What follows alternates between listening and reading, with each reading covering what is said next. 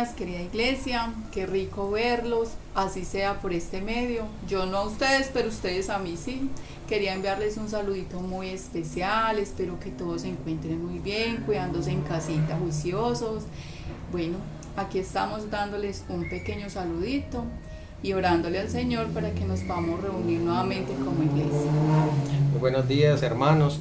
Anhelando mucho que llegue nuevamente el tiempo de que nos podamos reunir como iglesia. Los extrañamos, tenemos mucho anhelo de verlos. Hoy queremos compartir con ustedes el Catecismo de la Nueva Ciudad en la pregunta número 26.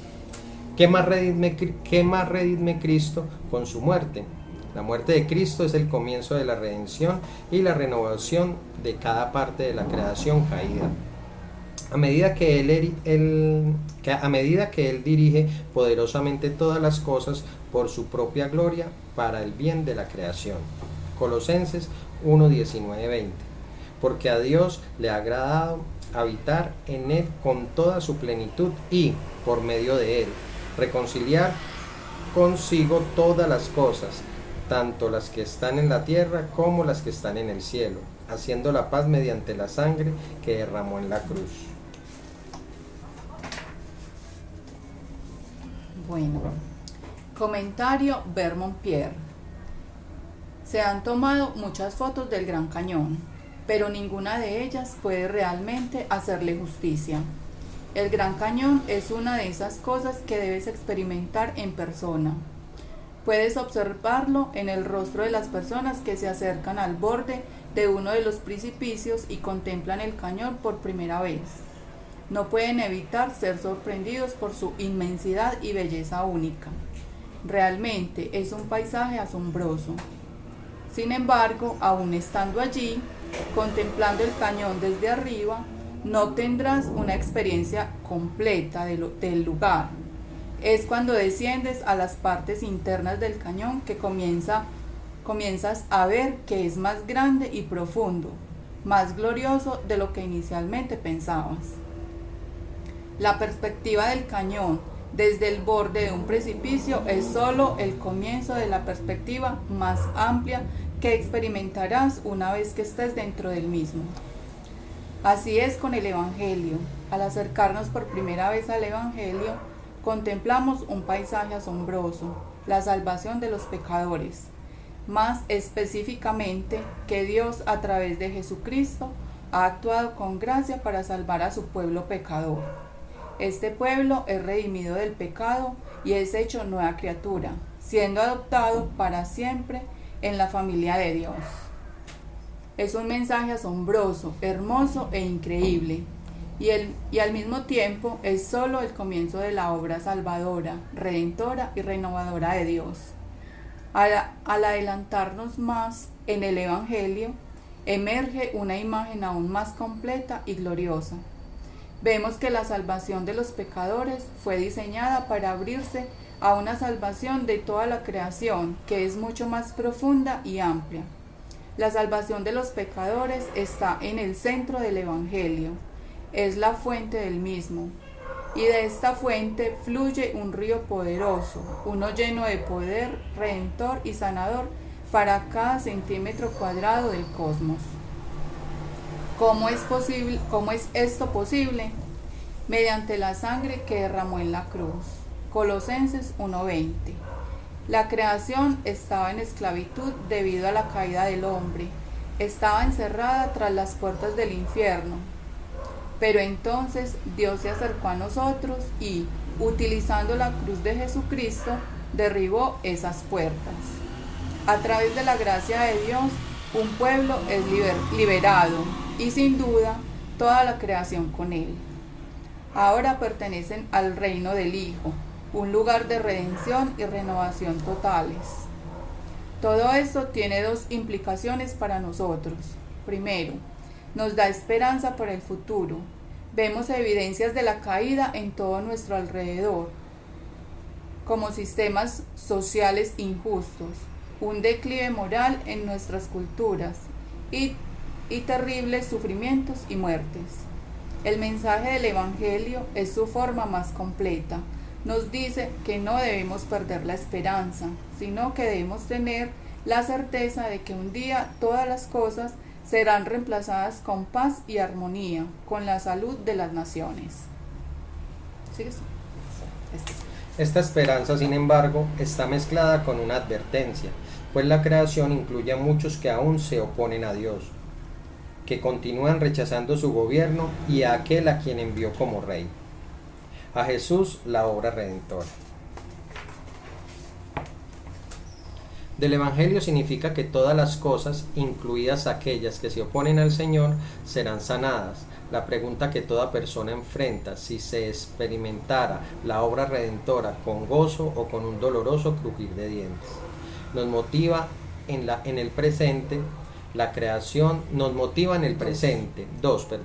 Nos motiva en el presente. La creación no ha sido abandonada por Dios. En lugar de ello, a través de Jesús ha sido reclamada por Él y será renovada en el futuro. Será una creación caracterizada por una armonía y paz, una que tendrá una buena relación con Dios y con la humanidad. Hoy en día, la Iglesia es una avanzada de esta nueva creación y uno de los medios principales para dar lugar a esta nueva creación.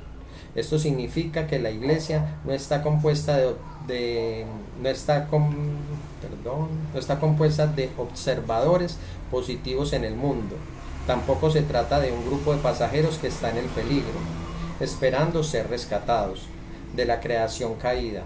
En lugar de ello, la Iglesia es una comunidad divinamente enviada de personas cuyos fieles esfuerzos en el mundo son relevantes, siempre y cuando proclamen y personifiquen el poder redentor y renovador del Evangelio. Vamos a orar. Redentor de la creación, el mundo no siempre será como es ahora, caído, clamando por plenitud de tu reino. Gracias porque renovarás todas las cosas. Nos gozamos porque tu redención se extiende al mundo que has hecho. Amén. Amén. Bueno, esperamos que estén muy bien, querida iglesia, y que nos volvamos a encontrar muy pronto. Saludes. Buenos días, ¿cómo están, hermanos? Ojalá estén muy bien. Esperamos de verdad que ustedes y su familia se encuentren muy bien. Bienvenidos una vez más a nuestra reunión dominical. Y una vez más, bienvenidos a que cantemos y alabemos juntos a nuestro Señor. Realmente nos alegra mucho poder hacerlo y aunque estemos distantes, poder conectarnos y enfocarnos todos en una misma meta, hacia un mismo lugar, que es el trono de nuestro vivo, de nuestro poderoso y hermoso Dios. Así que en esta mañana vamos a orar, vamos a prepararnos para alabarle, para exaltarle. Bendito Dios, gracias por este día, gracias por este nuevo domingo que nos regalas para dedicarlo a ti, para exaltarte, para bendecirte. Gracias por unir una vez más a la iglesia en este sentido de dar a ti gloria y honra por ser quien eres, por ser tan real y poderoso. Bendecimos tu nombre en este momento y unimos nuestras voces a los ángeles, a las demás iglesias que en este momento se preparan también para alabarte, Señor. Y esto lo hacemos porque te reconocemos como el único Dios real, vivo y poderoso. Bendito seas en todo momento. Vamos a levantar nuestras voces, nuestras oraciones en alabanza a nuestro Dios, que es tan grande y poderoso que cuando el mundo le vea, se sorprenderá al ver tanta grandeza y perfección.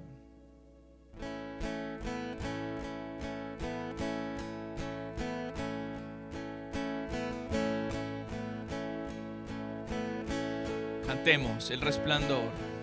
El resplandor del Rey,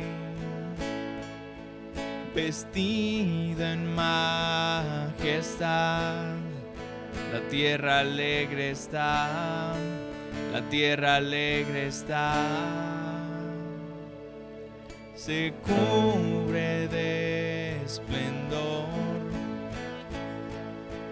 la oscuridad se va y tiembla ante su voz, y tiembla ante su voz. Cantemos. Cuán grande es nuestro Dios, cántale, cuán grande es nuestro Dios, y todos le verán. Cuán grande es nuestro Dios.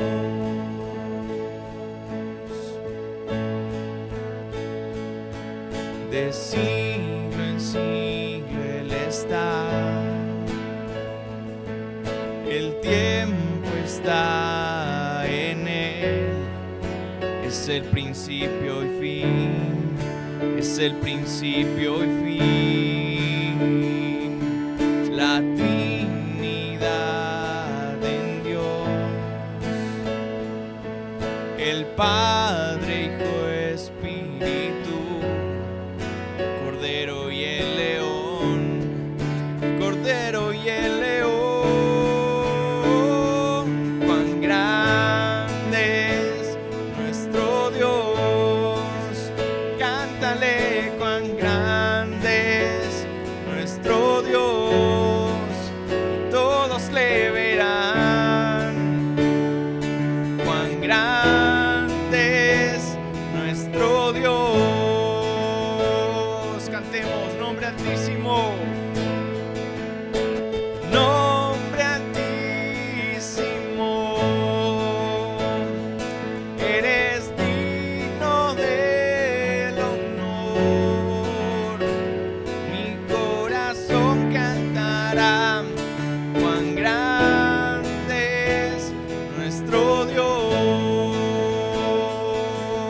cuán grande, cuán grande es nuestro Dios, cántale, cuán grande es nuestro Dios, todos le verán. Cuán grande es nuestro Dios. Una vez más, cuán grande es nuestro Dios, cántale, cuán grande es nuestro Dios, y todos le verán. Cuán grande es nuestro Dios.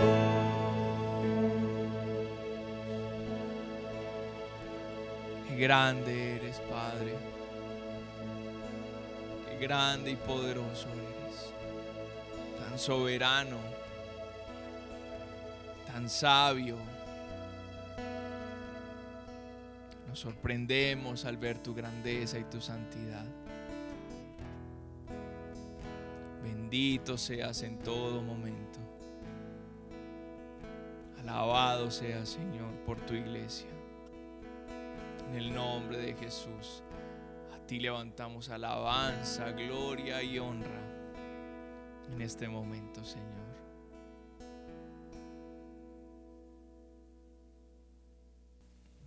A ti clamamos con esperanza y confianza, porque tenemos pruebas de que eres un Dios viviente y poderoso. Como dice en el Salmo 141, a ti clamo, Señor, ven pronto a mí, atiende a mi voz cuando a ti clamo, que suba a tu presencia mi plegaria como una ofrenda de incienso.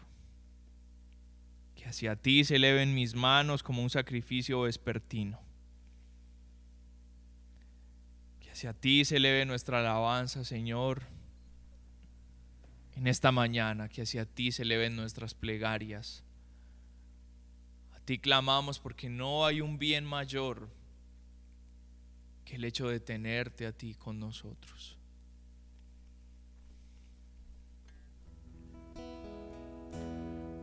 A ti clamamos. 1, 2, 3, 4, 5, 6.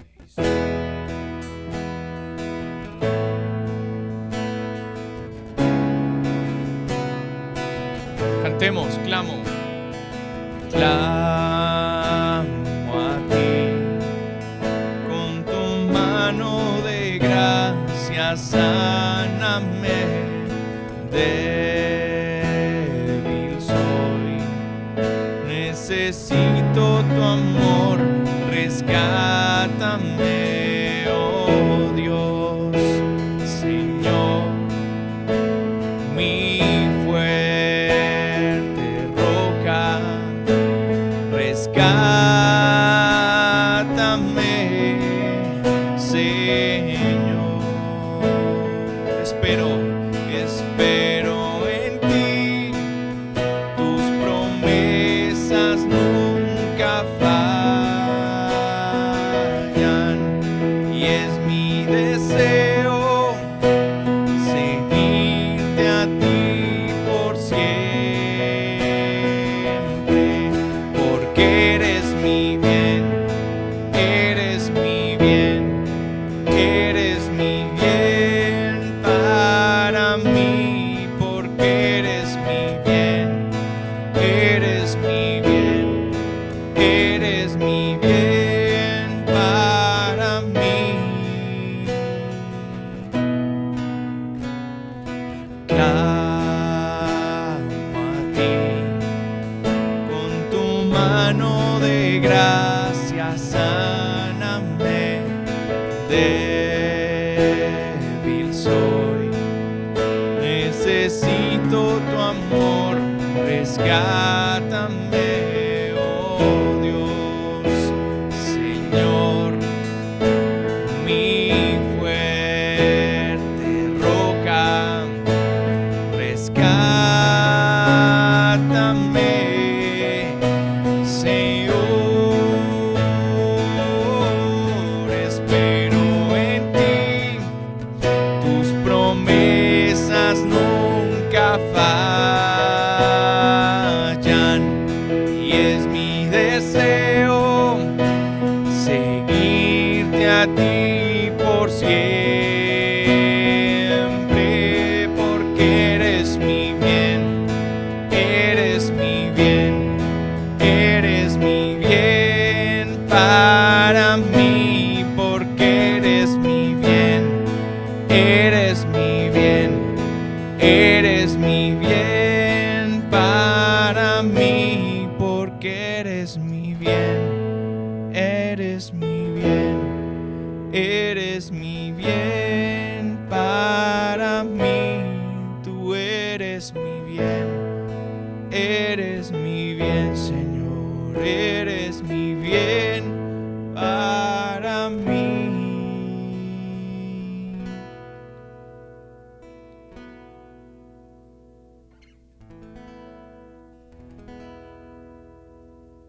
Es nuestro bien mayor.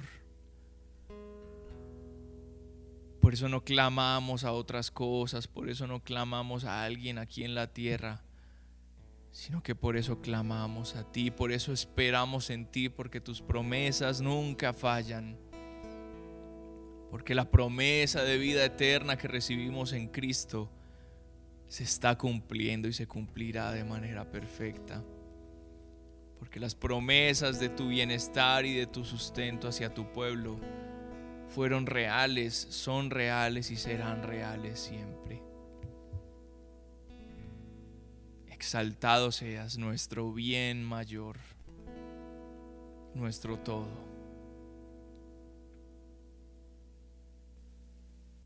Tuya es la salvación, y esto sí que nos da aún más esperanza, más tranquilidad.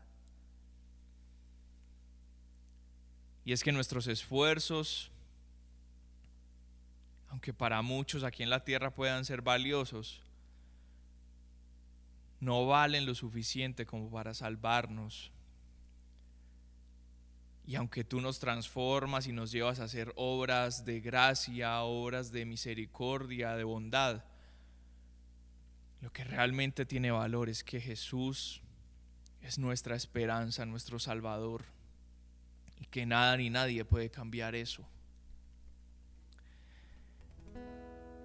La salvación es de nuestro Señor, y nadie puede arrebatársela. Y por eso estamos en sus manos seguros. La salvación es del Señor. 1, 2, 3.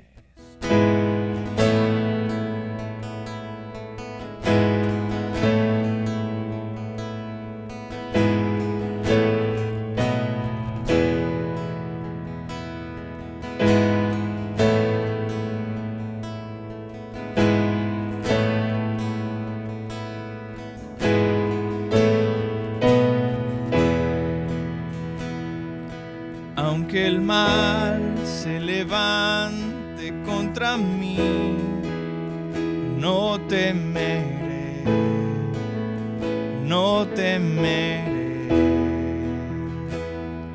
Y aunque vea mi carne perecer, no temeré, no temeré. Si al sufrir se conmueve mi fe, no temeré, no temeré. Y diré al Señor, refugio mío, mi fortaleza.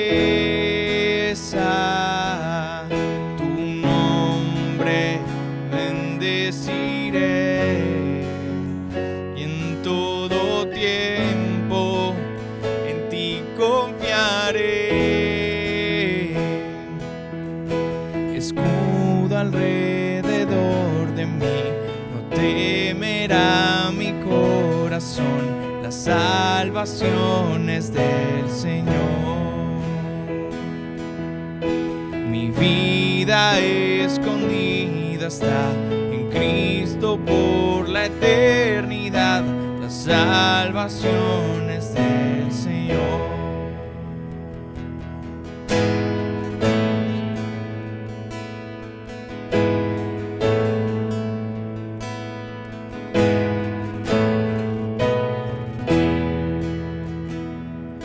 Todo el peso de tu ira recayó sobre Jesús y no temeré. Oh, perfecto amor que ha cubierto mi maldad y hecho fuera mi temor y no temeré. Y diré al Señor, refugio mío, mi fortaleza, tu nombre bendeciré y en todo tiempo en ti confiaré. Escudo alrededor de mí, no temerá mi corazón. La salvación es del Señor. Mi vida escondida está en Cristo por la eternidad. La salvación es del Señor.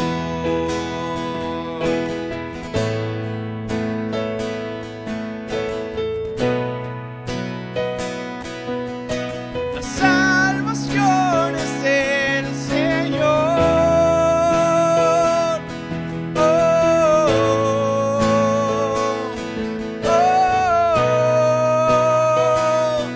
oh,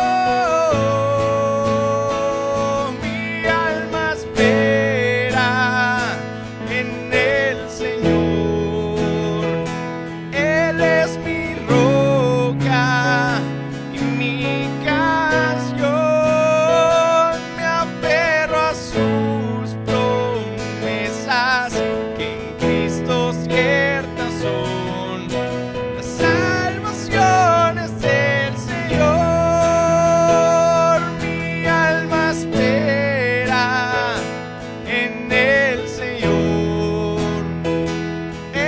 es mi roca y mi canción. Me aferro a sus promesas que en Cristo ciertas son. La salvación es del Señor. La salvación es del Señor. La salvación es del Señor.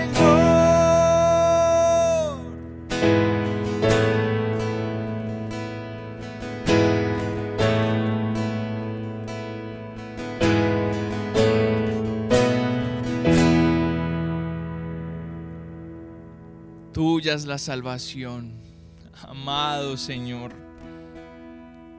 Realmente me llena de alegría y me conmueve cuando cantamos: mi alma espera en el Señor. Él es mi roca y mi canción. Me aferro a sus promesas que en Cristo ciertas son. La salvación es del Señor. Amén.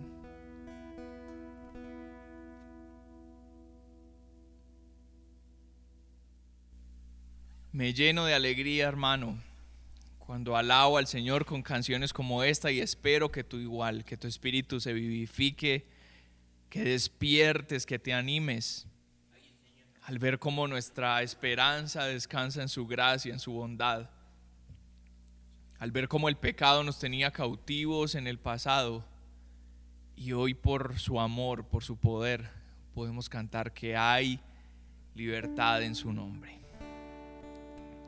¿Tú crees eso, hermano? Ojalá, espero.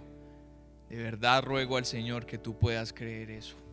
Hay libertad en el nombre de Jesús. Vamos a cantar. 1, 2, 3, 4.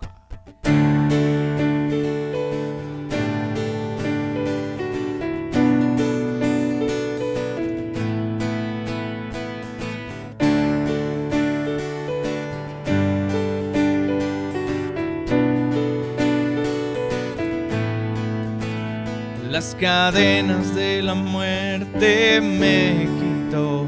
Para mí ya no hay condenación, hay libertad. Libertad. Siendo esclavo del pecado me libró. En la cruz compró mi redención, mi libertad. Libertad. Rompió mis cadenas, me dio vida nueva, y al fondo del mar echó mi maldad. Lavó mis pecados y me ha perdonado. Solo en el nombre de Jesús hay libertad.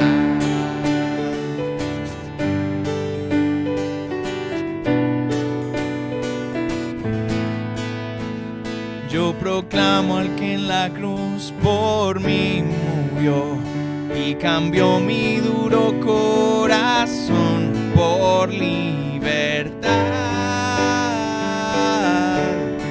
Libertad. El poder de su evangelio me salvó y no me avergüenzo del Señor. Mi libertad. Libertad. Rompió mis cadenas, me dio vida nueva, y al fondo del mar echó mi maldad. Lavó mis pecados y me ha perdonado. Solo en el nombre de Jesús hay libertad. Cantemos. Al que elijo hace libre, es libre en verdad. al que elijo hace libre, es libre en verdad. Una vez más vamos, al que elijo hace libre, es libre en verdad. Al que elijo hace libre, es libre en verdad. Vamos, nuestras voces. Rompió mis cadenas, me dio vida nueva y al fondo del mar echó mi maldad, lavó mis pecados y me ha perdonado. Solo en el nombre de Jesús rompió mis cadenas, me dio vida nueva y al fondo del mar echó mi maldad, lavó mis pecados y me ha perdonado. Solo en el nombre de Jesús hay libertad.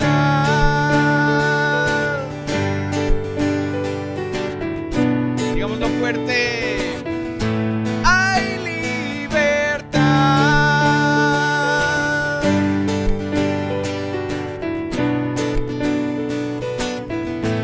Hay libertad.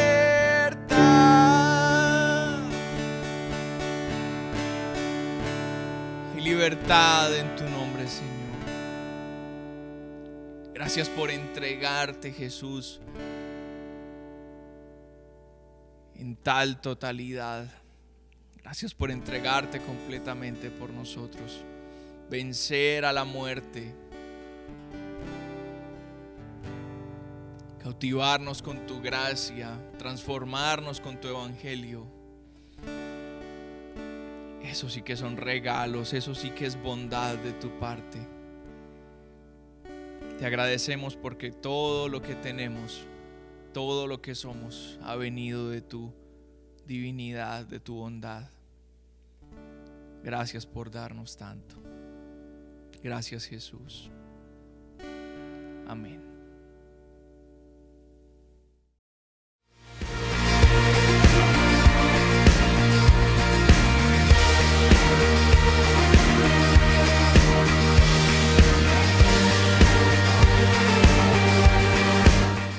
Buenos días, querida iglesia, ¿cómo están?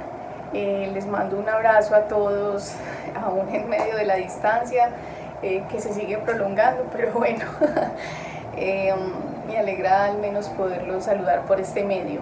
Bueno, en esta ocasión voy a contarles mi experiencia en la academia en el curso Teología Sistemática. La realidad es que termino el curso sintiéndome absolutamente tocada por el Señor mediante todos los temas que trabajamos.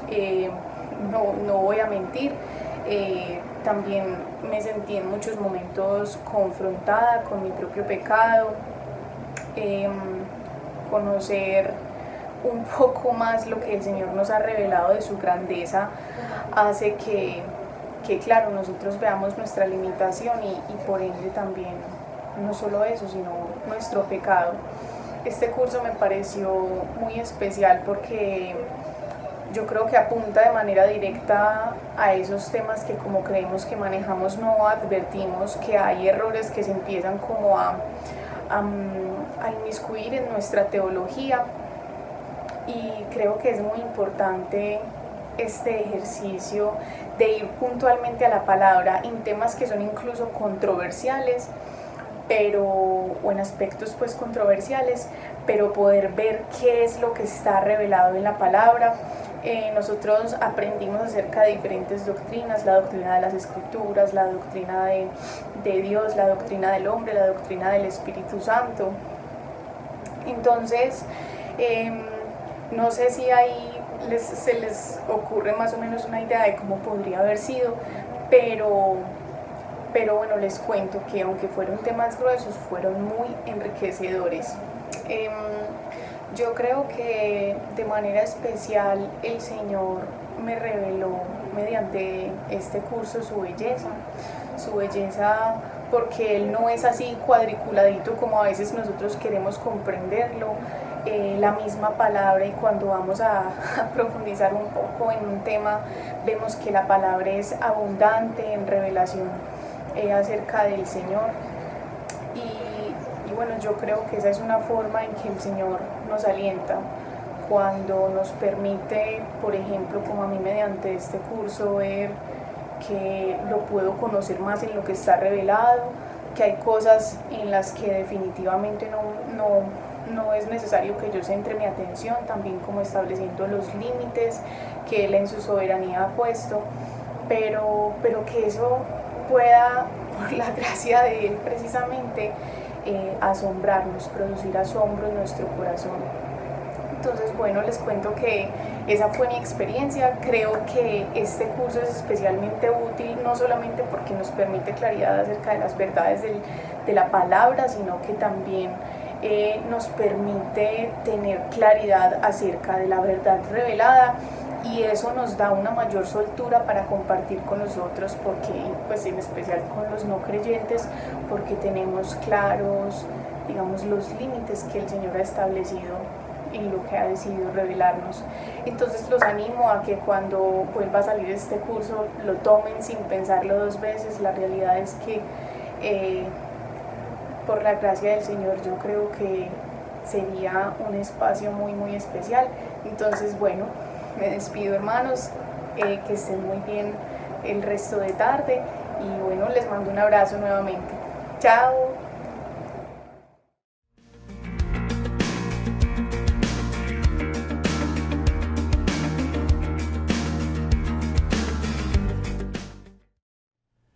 Queridos amigos, nos reunimos en este día para mencionar algo muy importante que ha ocurrido, y él es que en este momento el Ministerio del Interior ha entregado a la Iglesia de Laureles su personalidad jurídica, lo que hace para todos ustedes y nosotros del poblado realmente algo muy, muy importante.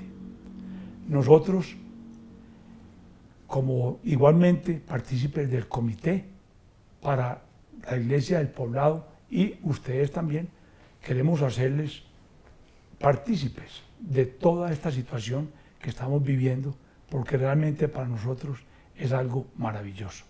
Muchas gracias, Eduardo. Claro que sí, para nosotros también es un motivo de muchísima gratitud con el Señor ver que está terminando un proceso, una primera etapa de la Iglesia como obra en plantación del poblado, y pues ese motivo de gratitud lo extendemos a todo el equipo de fundadores de la Iglesia, ese grupo de personas que de la Iglesia de Poblado partieron hacia Laureles apoyando al pastor Ronald para abrir aquella obra. Queremos agradecerles a todos ustedes por los años que nos soportaron, por los años que nos amaron, por el acompañamiento que hemos recibido desde lo pastoral a lo familiar y lo personal.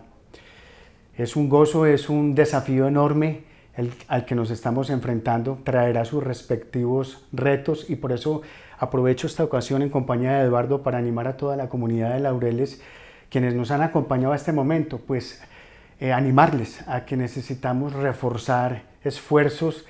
Vamos a empezar a caminar solitos, y como tal entonces eso traerá unos retos y desafíos, como decía, muy importantes, y esperamos contar con todos ustedes para ello. El haber logrado este éxito consideramos nosotros que se debe a la labor de todos ustedes los miembros, y especialmente queremos hacer énfasis en todo el sacrificio y la voluntad que ha puesto nuestro pastor Ronald para que las cosas salgan adelante. A él somos conscientes que se le debe reconocer su gran labor, y por eso Parmeno y yo lo queremos hacer. Y sobre todo comentarle lo importante que él es en todo lo que tiene que ver con el comité de la iglesia, de la cual participamos todas las iglesias. También es importante decir algo. Nosotros hacemos este anuncio, pero de ninguna manera estamos rompiendo relaciones ni nos estamos separando. Esto no es ningún tipo de emancipación ni nada de eso. Es simplemente somos ya dos iglesias que vamos a trabajar muy mancomunadamente probablemente en el futuro y pues queremos hacerles partícipes también de esto, ¿no? Así es, estamos de acuerdo en ese punto y así lo comprendemos. No es una partición, seguimos muy unidos y sabemos que cada día seremos mucho más cercanos. Exactamente.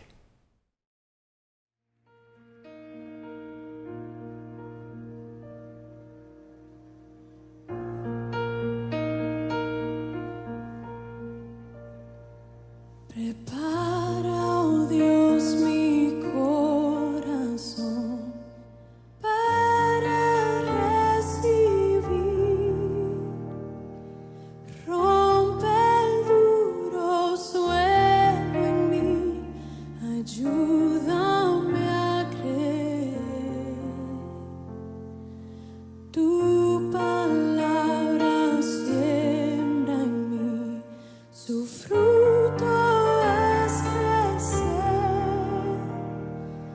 Haz que pueda escuchar, guíame en tu verdad. Muestra a Cristo, muestra a Cristo. Revela, oh Dios, tu gloria a través de tu verdad, hasta que todos confiesen, Cristo es Señor.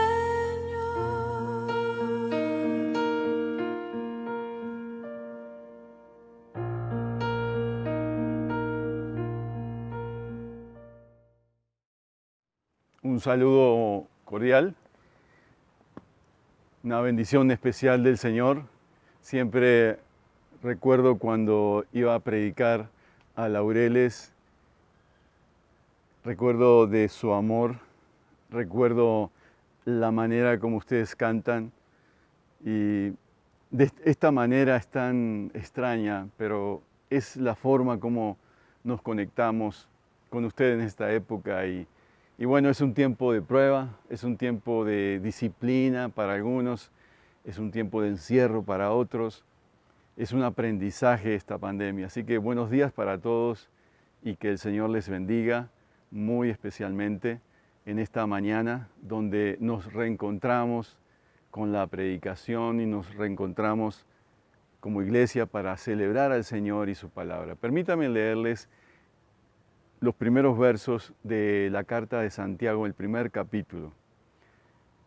Para muchos, el primer capítulo de esta carta de Santiago es un recordatorio de que el Señor está con nosotros en medio de las pruebas y en medio de las situaciones difíciles y que las pruebas nos dan una nueva lectura y un nuevo entendimiento de la vida misma y de la fe. Cuando la fe es probada, nos permite acercarnos de otra manera al Señor, a la vida misma y a las relaciones. No vamos a ser iguales. El cristiano sí puede decir que va a salir diferente de la prueba y es por lo que dice Santiago en este capítulo 1, versos 1 al 4.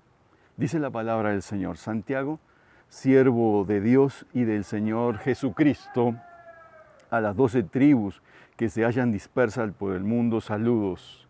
Hermanos míos, considérense muy dichosos cuando tengan que enfrentarse con diversas pruebas, pues ya saben que la prueba de su fe produce constancia y la constancia debe llevar a feliz término la obra para que sean perfectos e íntegros sin que les falte nada. Hay mucho más para decir, pero me voy a detener aquí en estos primeros versos del capítulo 1 de Santiago. Un escritor, evaluando su vida, ya se había jubilado, decidió escribir una evaluación de su semestre o de su finalizar el año y decidió escribir unas notas. Y él dice esto: el año pasado tuve una cirugía y me quitaron la vesícula biliar. Tuve que quedarme en cama por un largo tiempo. También el año pasado cumplí 65 años y tuve que renunciar a mi trabajo favorito. Permanecí 30 años de mi vida en la misma editorial y ahora me tuve que jubilar. Casi en paralelo sufrí el dolor por la muerte de mi padre. Y mi hijo fracasó en su examen médico porque tuvo un accidente de automóvil y estuvo hospitalizado durante varias semanas. El auto sufrió pérdida total. Sí, el año fue de terror. Yo no sé cómo lees tú las pruebas y cómo has leído ya este semestre. He escuchado en algunos lugares, algunas personas dicen: me robaron el 2020, por favor devuélvamelo. Y hay muchos chistes alrededor de todo lo que está pasando, pero ¿cómo leemos realmente las pruebas y las situaciones de la vida que son incomprensibles? Este libro de Santiago, que seguramente en algún momento ustedes van a explorarlo más en grupos pequeños, en las jornadas que ustedes estimen convenientes, si alguna vez van a este libro abre de entrada, nos sitúa en una problemática de pruebas y más abajo él va a decir tentaciones, nos va a alertar que la fe es una fe robusta cuando se enfrenta y sale victoriosa de esas pruebas y de esas tentaciones, que la palabra va a estar en el medio. Nos va a hablar en algunos lugares que la fe es un puente de comunicación. Nos va a decir que la fe nos ayuda a pensar mejor cuando hablamos y cuando a veces no decimos bien las cosas. Todo el tema de la lengua. Va a hablar sobre la segunda venida de Jesucristo. Va a hablar sobre las dificultades de la vida. Es decir, que para Santiago la fe es una fe viva, una fe que está alerta y que le ayuda a leer al cristiano las circunstancias de la vida de una manera distinta como lo hace en todo el mundo. Pero en este caso, la fe frente a las pruebas nos ayuda en una nueva manera de leer la vida y de leer las cosas, una nueva forma de pensar. Entonces, ese es lo que nosotros necesitamos pensar. ¿Para qué las pruebas? ¿Y por qué las pruebas son importantes en la vida del cristiano? Uno trata de pensar que la fe las pruebas buscan formar el carácter del creyente y asimilar el carácter del creyente a el carácter de Cristo. Es decir, que el objetivo final de las pruebas es que el carácter de Cristo surja cada vez más y se note cada vez más en la vida del creyente. En primer lugar, Santiago se presenta diciendo que él tuvo un cambio de lealtad. Y lo digo porque él dice: yo soy ahora un siervo de Cristo. Él dice: soy siervo de Dios y del Señor de Jesucristo. Es que él nos está relatando que él sí tuvo un cambio de lealtades. Si algunos de ustedes investigan un poquito quién es este Santiago, para muchos es el hermano, el medio hermano de Jesús. Por lo menos hay 4, si uno se mira por el Evangelio y por las cartas, por lo menos hay 4 Santiagos en la Biblia. Por un lado, el hijo de Zebedeo, hermano de Juan el apóstol, Mateo 4:21, el hijo de Alfeo, también uno de los 12 apóstoles en Mateo 10:3, el padre de Judas, no el Iscariote, Lucas 6:16, y por último el hermano del Señor que se menciona en Gálatas 1:19 y que se menciona como uno de los escritores del acuerdo en Hechos 15. Es este personaje. Nosotros tenemos que eliminar dos personajes de entrada de estos Santiago como opción a que sea el escritor de este libro, por lo menos el Santiago, el padre de Judas, no es muy conocido, y el hijo de Alfeo no se distinguió entre los apóstoles, es un ser bastante anónimo en las menciones que hay, y nos quedan dos, uno que haya sido escrita por Santiago, que se menciona, o Jacobo, el hijo de Zebedeo, pero este fue ejecutado por orden de Herodes Agripa en Hechos 12, hacia el año 44, por lo que la muerte prematura hace improbable que sea el escritor de esta carta. Por lo anterior, el candidato mayor con más opciones es obviamente el medio hermano de Jesús. Un escritor dice que entre los cristianos de la era apostólica hubo un Santiago que, según la tradición del siglo II, fue el primer obispo de Jerusalén, y la tradición muestra la misma unanimidad al identificar este obispo Santiago como el hermano del Señor. Entonces estamos ante la presencia de que este Santiago fue el medio hermano de Jesús, aquel que la Biblia describe como siguiendo a Jesús como de lejos. Aquel personaje que no cree en Jesucristo. Y de hecho lo dice San Juan 7, versículo 3, que él aún no era creyente cuando va a la fiesta de los tabernáculos, y que él no es un creyente en Jesucristo. Y de hecho el texto dice en San Juan, en el capítulo 7, 3, en el verso 5 y en el 10, que él aún no había creído y que le seguía de lejos. Este pudo llegar a creer en Jesús porque hay una mención que la recoge Pablo en 1 Corintios 15, 7, que fue de los personajes que vio a Jesucristo resucitado.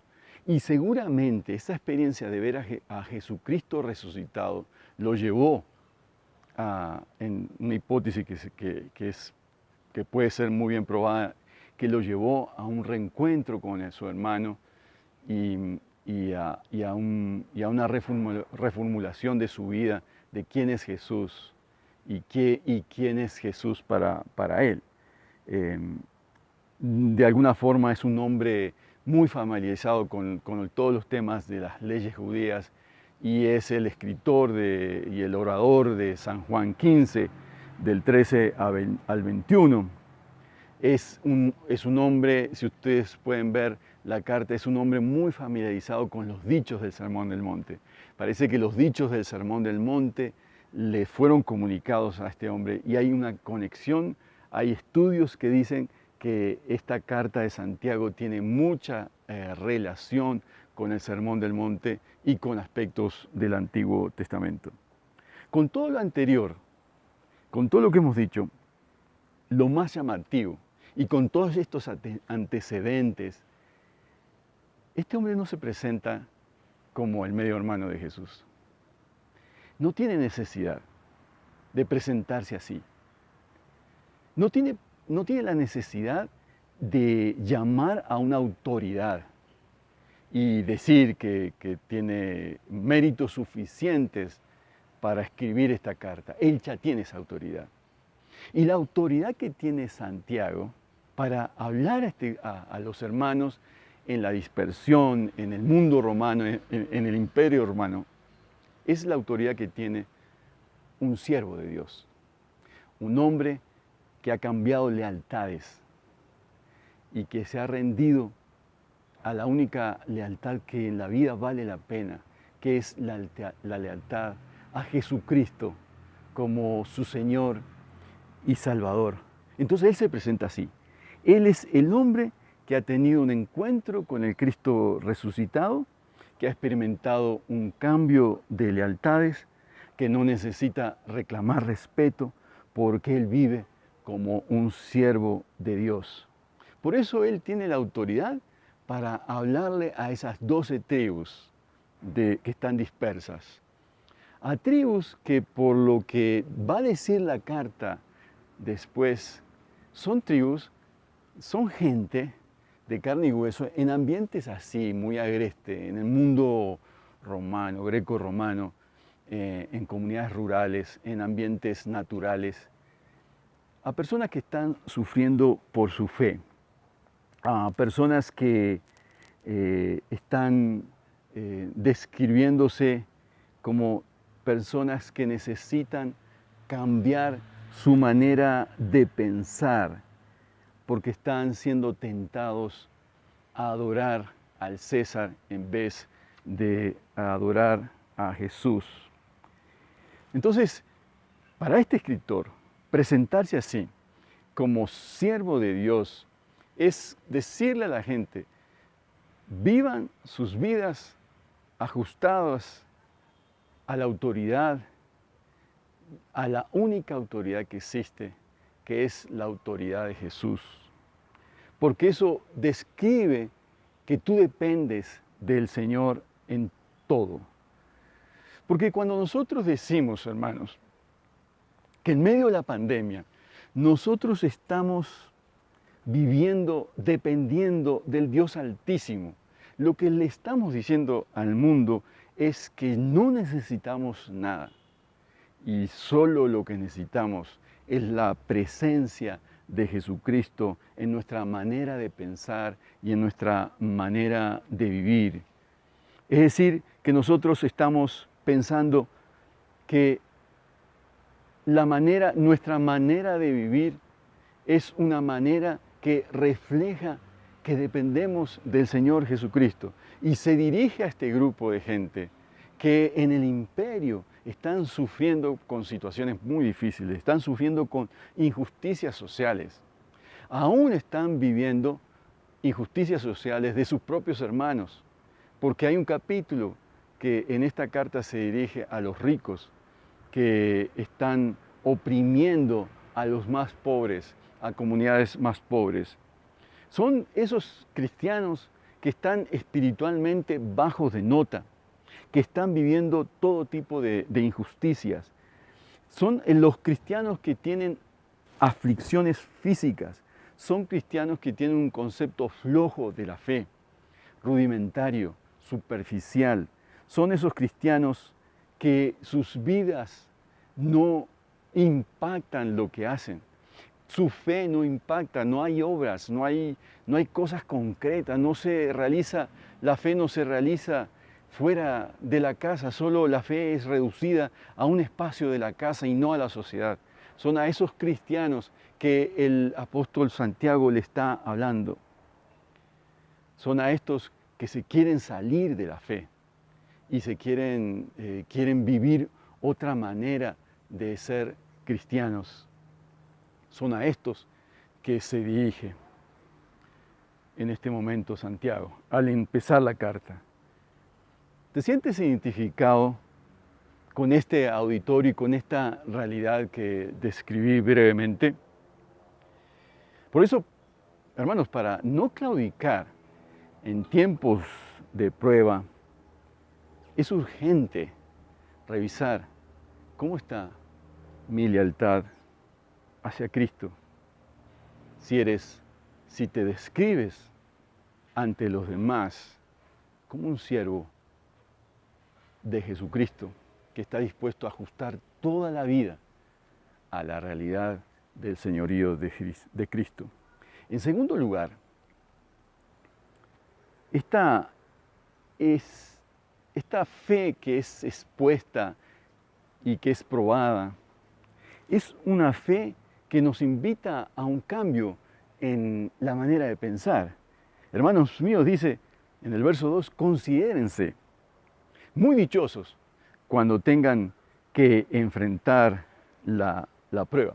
Yo estoy leyendo el libro de los Reyes en estos días y he quedado impactado en algunas escenas que estoy recordando en estos días. Pero hubo un rey, su nombre es Joacás, me impactó. No me impactó su antitestimonio, porque es un antitestimonio y es un personaje extrañísimo, terrible, que hace lo malo. En un momento de su vida, en medio de esa maldad imperante, y de las cosas las malas decisiones que él estaba tomando, él decide orar. Y Dios le responde. Y obviamente él vive las consecuencias de lo que hizo y va a vivir con esas consecuencias de lo que hizo. Pero Dios le responde y de alguna forma el conflicto cesa. Pero al terminar su reinado, el texto bíblico dice que el rey quedó reducido a nada. Recuerden que los reyes son personajes que eran guerreros y eran comandantes en jefes en el antiguo Israel. Y son personajes muy osados, muy valientes y salían a la guerra. Entonces, digamos, lo que ellos son, lo son por lo que ostentan, por los caballos de guerra. Y la Biblia nos dice que le quedan apenas unos 10 carros de combate y algunos caballos. Y la expresión que usa el texto bíblico es que Dios lo puso que él quedó como polvo para hollar. Es decir, que su vida se redujo a nada, al polvo, que solo puede ser pisado. En otra expresión, en otro capítulo de estos reyes, se dice que estos reyes claudicaron y no cambiaron, y que ellos se mantuvieron en su vida como siguiendo a la vanidad. Es como siguiendo al viento, como siguiendo a lo que todo el mundo sigue, los ídolos de la época, lo superficial, lo vano, y que se mantuvieron siguiendo la vanidad y que se hicieron vanos. Es decir, que sus vidas se hicieron inútiles. ¿Por qué cito estas experiencias de estos reyes? Porque la cuestión acá, hermanos, es que a menos que tú revises y consideres la prueba como una experiencia particular para ver a Dios y gozarte en esa experiencia y considerarla dichosa, no verás cambios y no verás sentido a las pruebas. Y serás como ese escritor que no le vio sentido a las pruebas y concluyó que su año fue un año perdido. Y concluyó que su vida no tiene sentido y que no va para ningún lado. Es esa sensación de lo inútil, es esa sensación que vivieron los reyes. Muchas veces cuando somos probados sentimos que nuestra vida es inútil. Por eso el patrón aquí es cómo lees tus pruebas. Dios te pone en aprietos, Dios te determina el tiempo de vivir y te prueba en esos momentos y te hace una persona que te ayuda a discernir. ¿Es la prueba una oportunidad para encontrar la dicha de Dios, una experiencia diferente con el Espíritu de Dios? Por eso, hermanos, en el verso 13 y 14 nos da otra versión de la prueba, en este caso habla de la tentación. Y aunque son términos diferentes, y en el texto bíblico son textos diferentes en el original, son términos que se relacionan. Porque por un lado, la tentación que viene muchas veces de la carne, en otras ocasiones viene del enemigo. La tentación sirve también para definir qué es lo que hay en el corazón del creyente. Para Job, el santo Job, que fue acusado injustamente por sus amigos, aún para el santo Job, él dice que durante la prueba, él había conocido al Señor de oídas te había conocido y no le entendió. Por eso la prueba y las tentaciones son espacios donde somos probados y aprobados y que desnuda lo que hay dentro del corazón del ser humano. Satanás, quien manipula el pueblo de Dios, aún Satanás tiene el límite porque depende del Dios soberano. Su actuar está delimitado por un Dios que es soberano y que está por encima de toda tentación y de toda situación. En un sentido, hermanos, la prueba nos ayuda a mejorar el carácter, a cambiar. La tentación busca que sucumbamos, pero aún la tentación busca que salga lo mejor de nosotros para enfrentarla y decir no y no sucumbamos.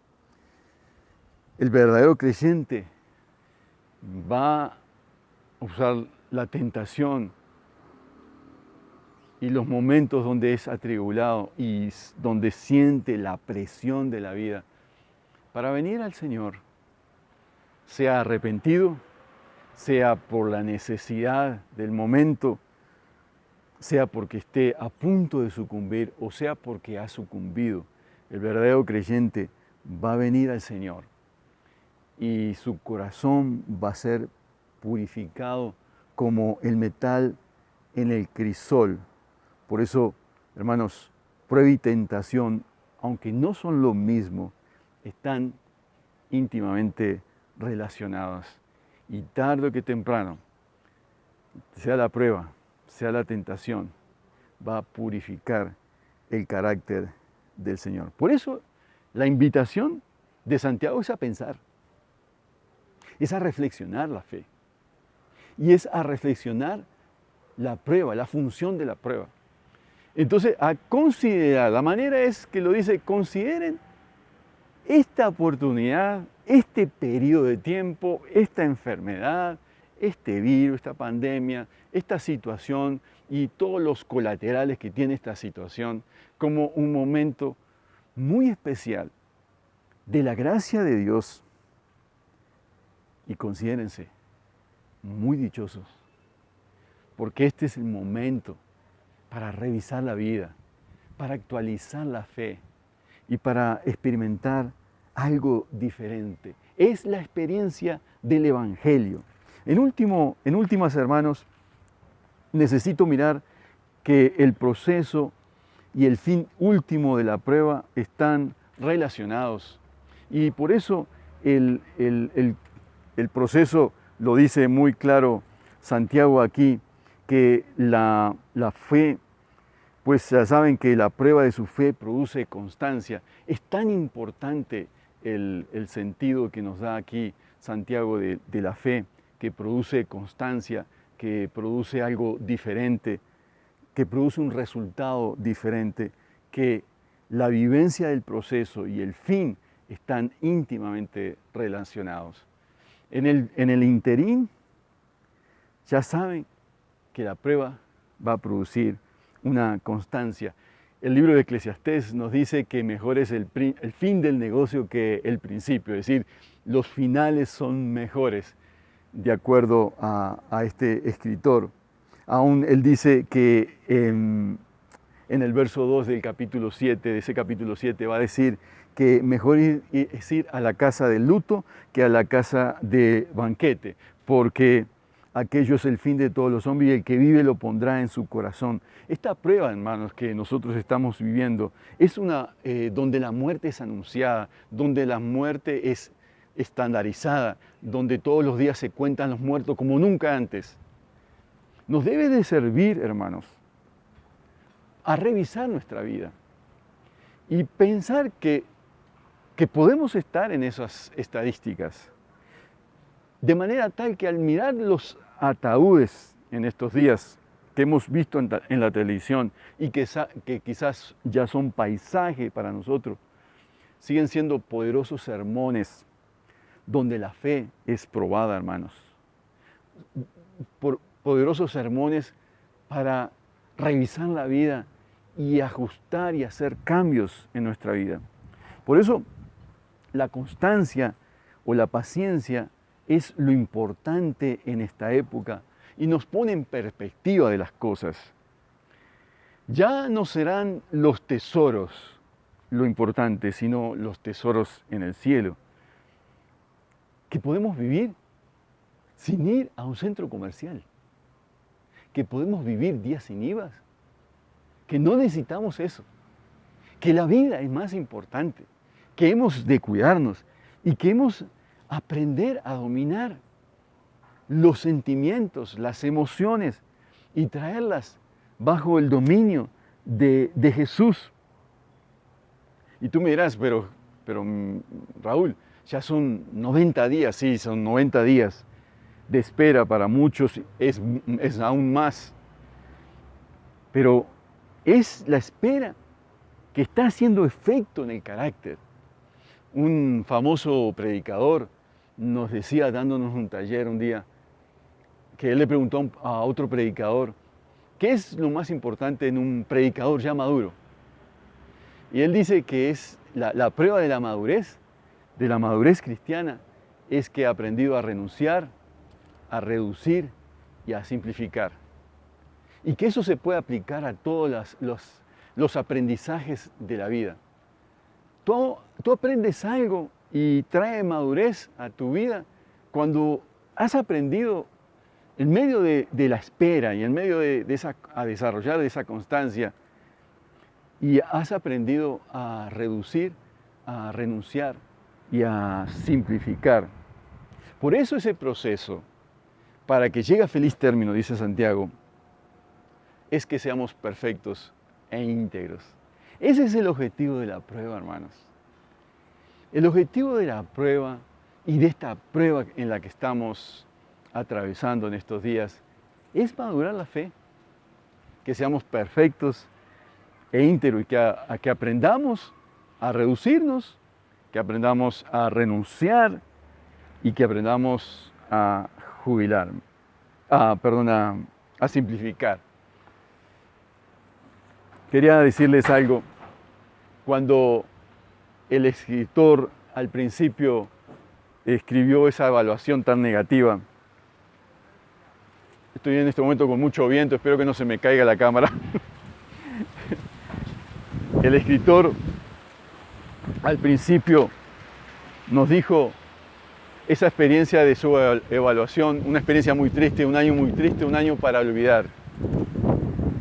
Su esposa cogió el papel y reescribió la historia. Y se sentó a reflexionar, leyó lo que su esposo escribió y dijo esto: quizás tú debas, le dice al esposo, tú debas reescribir tu relato. Son los mismos hechos, pero déjame darte una visión diferente. El año pasado finalmente me deshice de mi vesícula biliar, después de pasar años con el dolor. También cumplí 65 años con buena salud y luego de un fascinante tiempo laboral. Me retiro dando espacio a otros para utilizar mi tiempo dedicándolo a mi familia, a hacer el bien a otros, a obras de caridad, a rezar, tiempo para los amigos. También el mismo año mi padre, a la edad de 95 años, sin depender de nadie y sin ninguna condición crítica, murió.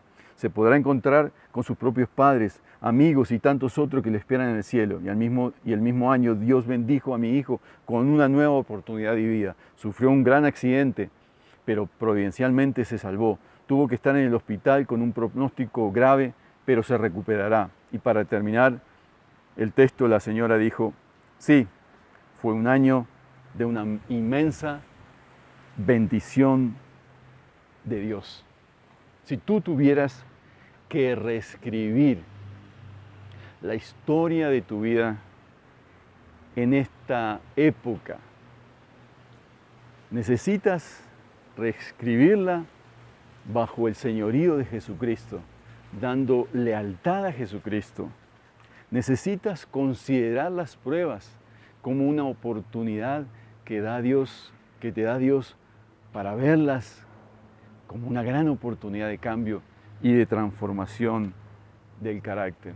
Porque en el fondo, hermanos, a través de las pruebas, el Señor forja un carácter que día a día se asemeja a Jesucristo. Que quiera Dios que en esta pandemia nosotros, al terminar la pandemia, podamos decir que nos parecemos más a Jesucristo. Que el Señor les bendiga.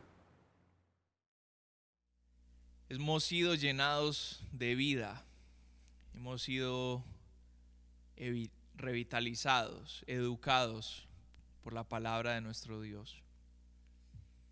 La palabra que a veces nos acoge con amor, a veces nos corrige, como cuando un padre castiga a su hijo. Esa palabra que es tan versátil, que es una espada de dos filos que llega hasta el fondo de nuestro corazón. Gracias a nuestro Dios por su palabra. Y terminemos agradeciéndole, cantándole, alabándole. Porque el Dios que adoramos es ese Dios que nos predica, que nos habla, que nos enseña. Y es a través de su voz que hemos aprendido a conocerle, a través de su palabra. Dios, gracias por hablarnos, por enseñarnos. Exaltado seas en todo momento. 1, 2, 3, 4.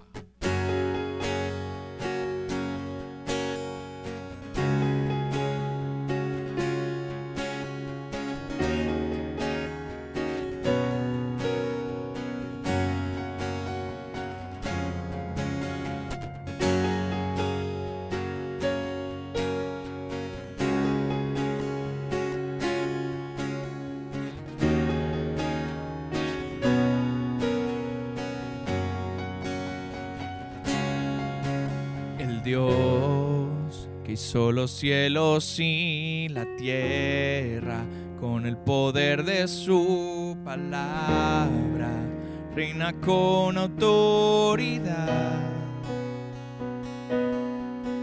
El Dios que los vientos le obedecen, una palabra es suficiente para los muertos levantar. Es como Él, oh gran yo soy, dice, tú eres el Dios que adoramos, todopoderoso y soberano, grande en misericordia y poder para salvar. Tú eres el Dios que adoramos, quien derrotó la muerte y pecado, glorioso Redentor y Rey, te adoramos.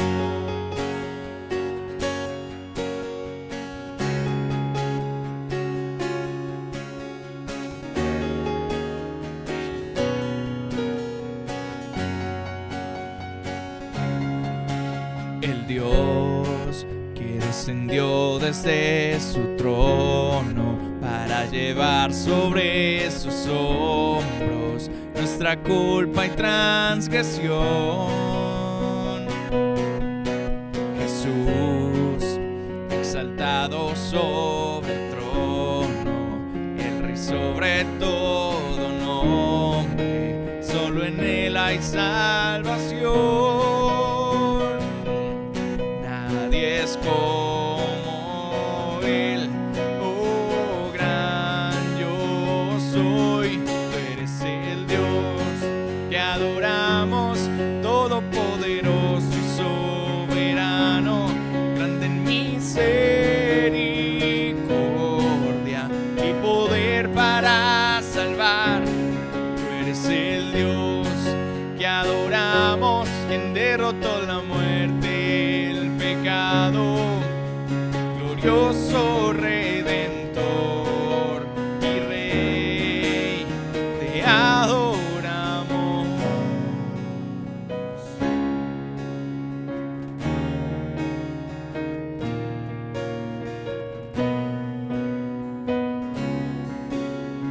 A ti sea la gloria, Señor, a Él sea la gloria y el poder, todo es de Él y para Él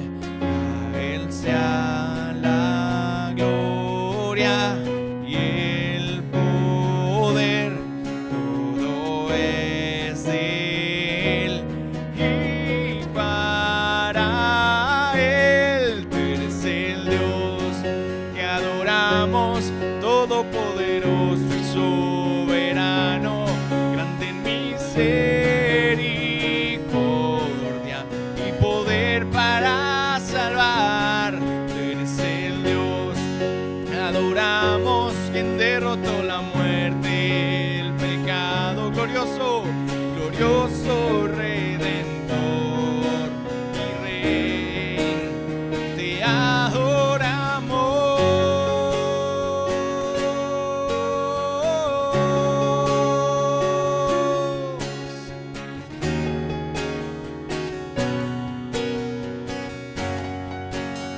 Te adoramos.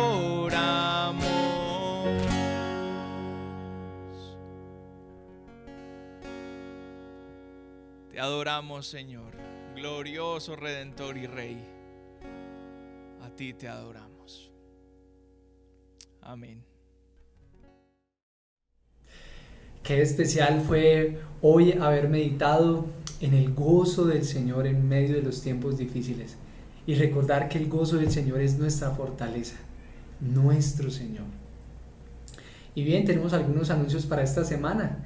Queremos darle gracias a Dios por la academia.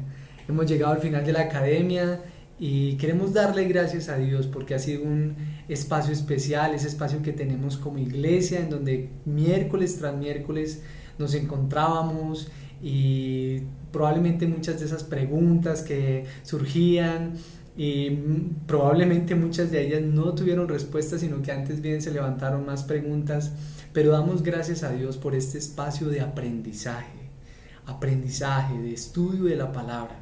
En verdad que sí, gracias a Dios. Y recuerda que durante el segundo semestre seguiremos conectados como iglesia en torno a los rebaños, ese espacio que tenemos como iglesia de cuidado mutuo, de cuidarnos los unos a los otros.